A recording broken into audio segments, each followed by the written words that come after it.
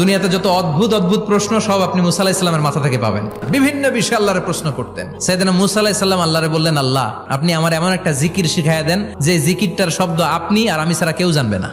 দিনে রাতে সব সময় এই জিকির আমি করব, আপনারে ডাকবো, কিন্তু শর্ত হলো এই জিকিরটা জানবে শুধু আপনি আর জানবো শুধু আমি। আল্লাহ বললেন, মুসা পড়ো লা ইলাহা ইল্লাল্লাহ।